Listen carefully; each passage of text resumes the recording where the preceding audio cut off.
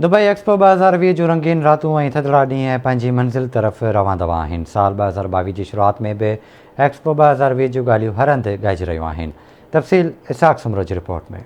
Dubai expo 2020 जूं रंगीन रातियूं ऐं थधिड़ा ॾींहं पंहिंजी मंज़िल तरफ़ रवां दवा आहिनि। साल 2022 जी शुरूआति में बि एक्सपो 2020 जूं ॻाल्हियूं हर हंधि ॻाइजी रहियूं आहिनि। दुनिया जा 192 मुल्क एक्सपो में शरीक आहिनि, पर पाकिस्तान जी पवेलियन दुनिया जी हर पवेलियन खां मुक़ाबले में अॻिते ई अॻिते नज़र अचे थी। पाकिस्तान हमेशह जियां हिन महीने में बि टॉप 10 जी फ़हरिस्त में शामिल आहे। हलंदड़ रंगीनियुनि में जिते हर सूबे खे हिक महीने लाइ पंहिंजे कल्चर खे पेश करण जो मौक़ो मिलियो, हाणे पंजाब ऐं सिंध खां पोइ जनवरी जो महीनो ख़ासि ख़ैबर पख्तूनख्वा जे लाइ मख़सूस कयो वियो आहे। KPKG आयल टीम जी अॻवानी जमशेद ख़ान करे रहियो आहे, जेको हिकु कंसल्टेंट आहे ऐं कंहिं प्राइवेट TV चैनल जो जनरल मैनेजर आहे।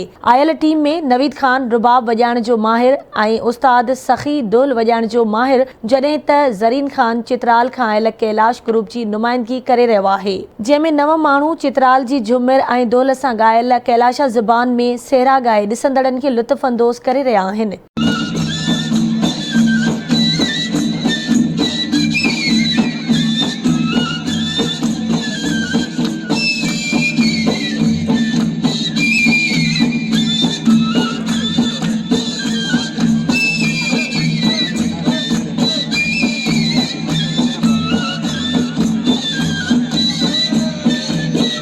जनवरी जे सॼे महीने में KPKG सियाहत ऐं सकाफ़त खाते पारां आंदल फ़नकार ॻाइणा ऐं साज़िंदा पंहिंजे इलाइक़नि जो कल्चर पेश कंदा, जॾहिं त 20 जनवरी ते हिक वॾे प्रोग्राम जो बंदोबस्तु कयो वियो आहे, जंहिंमें पाकिस्तान जा तमामु वॾा ॻाइणा अली ज़फ़र ऐं गुल पानड़ा पंहिंजे फ़न जो मुज़ाहिरो कंदा।